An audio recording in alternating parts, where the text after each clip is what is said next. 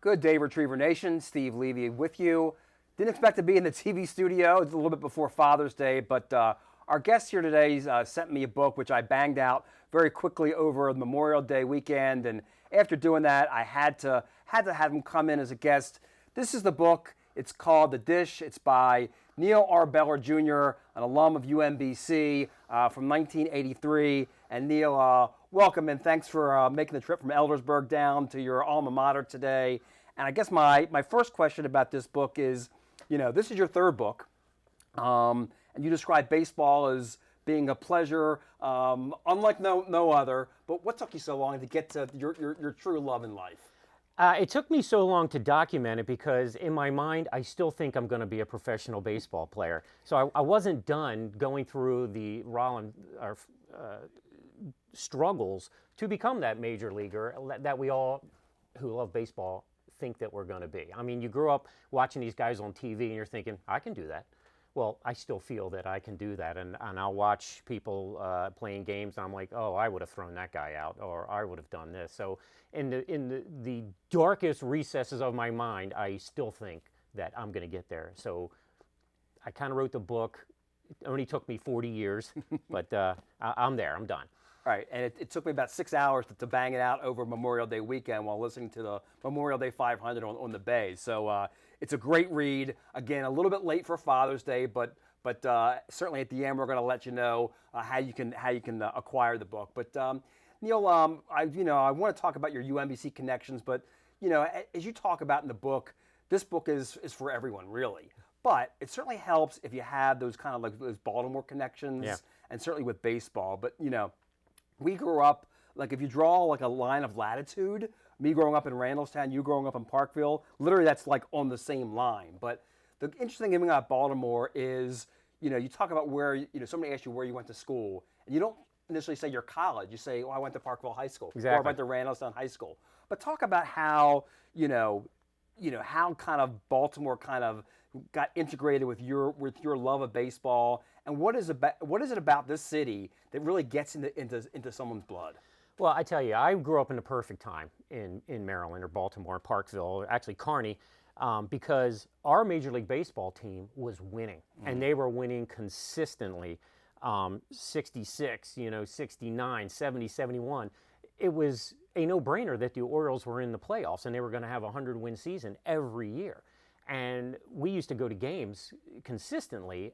And I mentioned in the book, I had a neighbor who was an usher. And he would just tell me, hey, if you want to go to the game, I'll pick you up at your mailbox. And I would go to 40, 50 games a summer. And it was so much fun to be a baseball fan in Baltimore during those times. And there's so many people that I've met in my journeys around the country who feel that same thing. Oh, I remember those teams from the 60s. Boy, those Orioles, they were always around, except if you're from Pittsburgh. Right. Or the Mets. Then I don't want to have a conversation with you. But you just grew up in an era that was just screaming baseball. And there's this adage around the country, and I know you've heard it and probably said it. Some people who admire baseball players, they might pick that number. Oh, I like number 22 because it's Jim Palmer. In Baltimore, people name their kids Brooks Robinson. Right. Or after Brooks, they name him Brooks. And people around the country didn't understand the love, that we have with the Orioles. So, Neil, I was actually looking this morning, and following up on that, you were the number 33 when you were a baseball player here. Any Eddie Murray connection there? Oh, my gosh. I loved Eddie Murray. But the reason I actually got number 33, if you remember when you were a kid and you were in the recreational council, the uniforms started with smalls. 1 through 10 might have been small, and then 19 or 11 up was mediums and large. Well, I was a hefty kid, so I was always at the upper end of the spectrum. I could never wear number 1, number 2, and so when I was in high school, my number was 22, and I enjoyed that number. But when I got to UMBC, that was already taken. So I liked to have the double number, so I went with 33. But a lot of people to this day, is that an Eddie Murray thing? Right. And I loved Eddie Murray. Went to his induction into the Hall of Fame, and so I'll say, yeah, it was Eddie Murray related. But he wasn't that much older, when I was in high school. Right. And, so, but the numbers, I just had the privilege a couple days ago of interviewing Harold Baines for work. And I asked him the same thing because he was number 18 in high school, and he was number 3 when he got into the pros. And I said, did you want the number 18? And he said, I'm not superstitious about any of that. He goes, I didn't care what number they gave me just so I was in the show. Right. And I'm convinced they could wheel Harold in a wheelchair, and he could still, as a left-hand hitter, hit a line drive in the left center field gap. Guy's in great shape, and he just had a heart-kidney transplant. Oh, wow. And he still looks tremendous. Yeah, I thought the same thing when I met him. I was like, this guy could leg one out in a heartbeat. Yeah, Right. Tremendous hitter. So I really want to get into, obviously, your UMBC connection. Obviously, we're kind of connected that way. I'm not sure, your daughter went here, but this is probably one of your first times in this building, in this studio, for a number of years. But we both kind of came through that option 2 situation when we were in school, and neither of us when we came to UMBC, I was going to be a political science major. You probably had other ideas and thoughts, but kind of talk about UMBC in those days, and I think of ourselves, you maybe more so, as kind of a pioneer of kind of what we're sitting in today, and kind of as things kind of developed, and you obviously have made a wonderful career out of what was planted. The seeds were planted at UMBC. And it's interesting because I was an American Studies major when I transferred in, and but in the deepest souls, like I mentioned earlier, I thought I was going to become a professional baseball player. I honestly did. That was my goal and dream. So I thought, well, what am I going to do when my career's over? So I started getting into television and radio, thinking that I would get into broadcasting when I was completely done. So I went to, first thing I did when I transferred in is I went to the radio station and I applied for a job. And back then, it wasn't like DJs now where it's okay to have your own voice. So when I went into the radio station, I was talking like this the whole time. Hey, my name's Neil Beller, and I would love to be on the air. And they're like, wow, you sound great. And so I got this show, and it was all made up, and I made up characters. I had Nesby Glimsher, and then I had this sports guy named Bob Bannister, and I would do different characters on the radio show. And then I segued into television. So I got into the whole broadcasting side from being in front of the camera just to practice so I could do play-by-play or television broadcast later. And we both talked before the show, internships. Yes. And that's, I think maybe some students kind of lose track of what's important, but we put ourselves out by doing a lot of internships, and eventually for me it stuck at UMBC, and again it really again kind of fast forwarded your career as well. Well, it totally did. And at the time in Baltimore, the Comcast wasn't around. It was called Caltech. Right. And I got an internship at Caltech. And we used to record the lacrosse games at Loyola and Hopkins. So we'd have to get there at 6 a.m. and run 5 miles of cable for a 1 o'clock game. And I was like, is this what it's about, humping cable and all this type of stuff? But then I found out that internships were really more involved when I had to go down to a roast beef place and get lunch for everybody. Oh yeah. You got to pay your dues. Yep. And so, but I learned in the truck. And then we would do boxing matches down at the Civic Center. I remember Ernie Shavers was a big fight, and there was a camera guy, and I had a shotgun microphone right next to him, and we were at the ring, and it was really interesting to do live sports and get excited like that. And so I learned so much with internships through my option 2 thing at UMBC. I also worked with Carl Schramm. Do you remember Carl? Absolutely, yep. Carl, and that's what he kind of got me into the radio station, but had some other television internships around the city, and it really helped out. So Neil, a great book, in my opinion, you really can feel the author's heart and soul being poured into it. And what that does, in my opinion, is it brings emotion from the reader, and that's what you want to do. You saw, for I call it my diatribe. I wrote like 3,600 words back to you on my feelings about this book. Yeah, it was wonderful. I thought that's what struck obviously chords with me. I think it can strike chords with any baseball fan or any person with any UMBC connection. But was there any particular segment of the book that really kind of stuck out to you as kind of really kind of was almost like the nucleus and really kind of almost the impetus for wanting to having you want to write this book? Well, being a catcher, I learned some interesting aspects of baseball, and I would argue with anybody who plays the game that catcher, it's not just one of the hardest positions, but it's one of the most overlooked because you're the only player in foul territory during the entire game. I might go an entire season without even stepping on grass because you're just in dirt and you eat clay and lime and all this type of stuff. But you can see everything that's going on in front of you. You see every player, you see the defense, you see the offense, and you can take in aspects of the game that other people can't. The left fielder's looking at the back of the first baseman or whatever. But I can see everybody, and you learn interesting aspects of the game like trajectory. There's a pop-up and I see 3 people converging. I can immediately assess almost by looking who's going to get it or where that ball is going to land because I've seen it so many times from that position. And it helped me in my television career about planning, about observation. I had to establish the most amazing set of peripheral vision because if a catcher, you're wearing this mask and you really can't see out the side. So if I'm looking at the pitcher, you can't, if I do this, then the guy on third knows I'm looking at him. If I do this, the guy on first. So you have to learn to look left and right without anybody knowing it, so you become stealth. And there's just so many things that you do to enhance the game.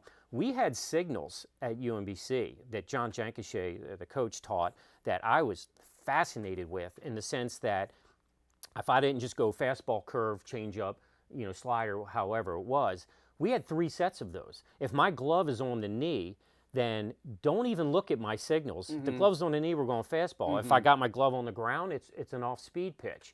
And then the guy on second who's looking in, he sees fastball, he signals to the batter, so it becomes his head game that you start playing. We had verbal things. Our pickoff moves were tremendous. And if I used the word early, middle, or late, they referred to certain bases. So I could stand up, throw the ball back to the pitcher and say, come on, it's getting late. Well, the third baseman hears that. All he does is just close his glove so I know he heard it, and the very next pitch, I'm coming to third base with a pickoff.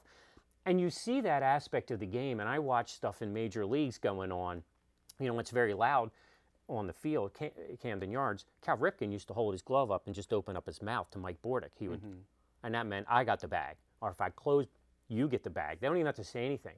And there's this atmosphere that goes on that the layman will never see. They'll look at the game and go, oh, it's so boring. And I just see all this strategic stuff going on, and I just find it so fascinating. And I wanted to share that from the aspect and the view from somebody who didn't make it.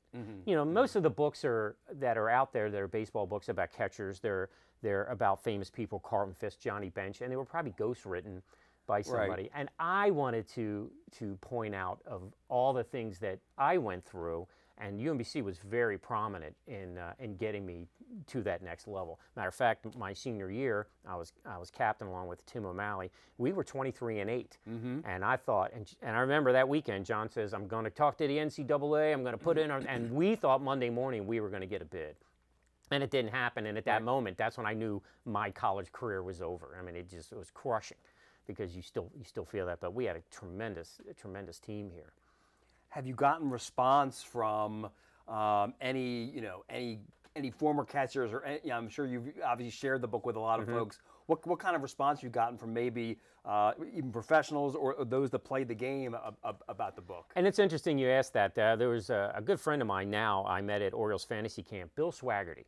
Bill Swaggerty was a pitcher for the Orioles, and he was part of the '83 World Series team, and a really nice guy. And he read the book and told me that he felt what I felt, that all the things that I touched on, that he experienced, and he said it was like going over his career again. Now, pitchers and catchers have a tremendous respect for each other. They're called the battery.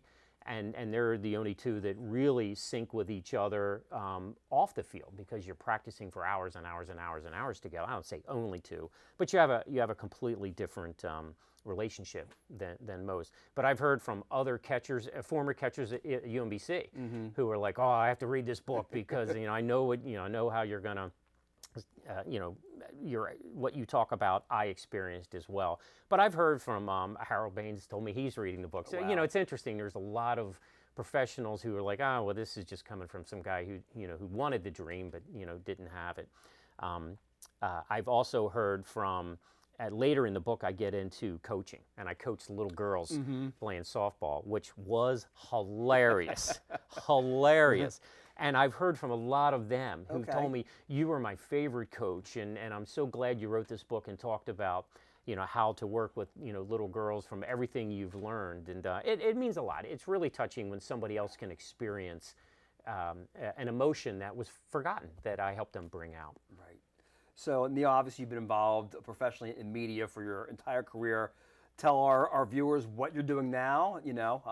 You're still very, very, very active. Yes. What you're up to right now? I have a company, Kit and Caboodle Productions, and I've been on my own. I just got a 25-year certificate from the Department of Commerce of my own company.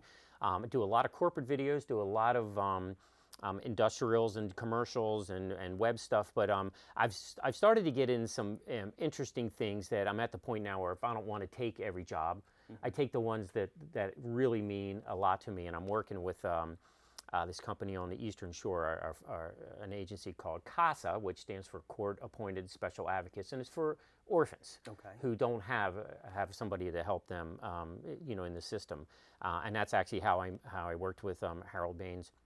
I'm also getting to the point now I'm doing less television and more public speaking based on these books. And I would love to retire and go live in a cabin somewhere and just bang out books like Stephen King or something like that. I feel like I have a lot that I can offer, and I'm doing some local radio, or not local, national radio podcasts from sports and things like that. But the television thing.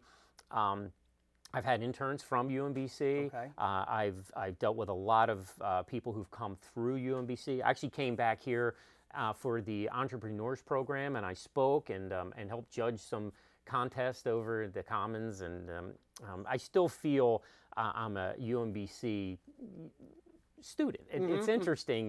The alum is one thing.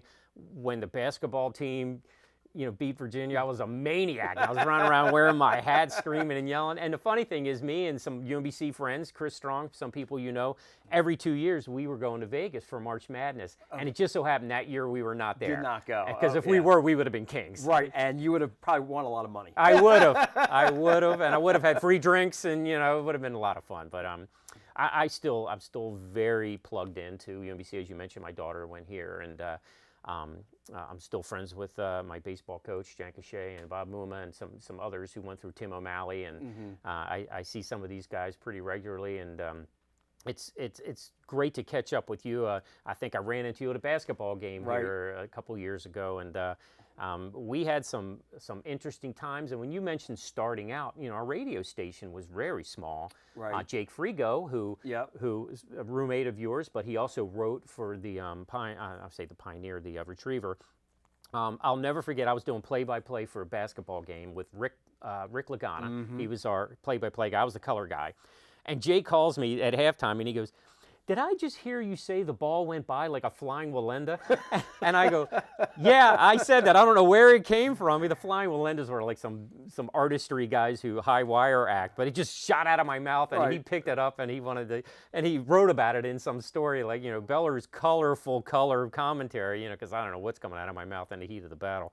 But we had, Rick Moreland was playing, and it was, Hall of Famer. It was so wonderful to follow him. And I mentioned, I think in the book, every time he broke one of my brother-in-law John Gedecke's records, I'd call John and say, "Ricky just broke another record." But I just loved being here and being involved in the sports. The only thing I disliked, and this is the only thing, my only downfall with UMBC, was running the loop. Like 2.2 miles around this loop, and Jack Cachet would run the loop. I would have nightmares about the loop. But, as a catcher, you'd walk to the bench. You didn't have to sprint in from the outfield. So I had to get my running in. So that was it. And now we've gone from calling it the loop to Hilltop Circle. So we've come. Oh, it sounds better. Yes, it sounds more politically correct. Yes, the loop sounds horrible. It does. Well, we certainly appreciate you coming down, visiting.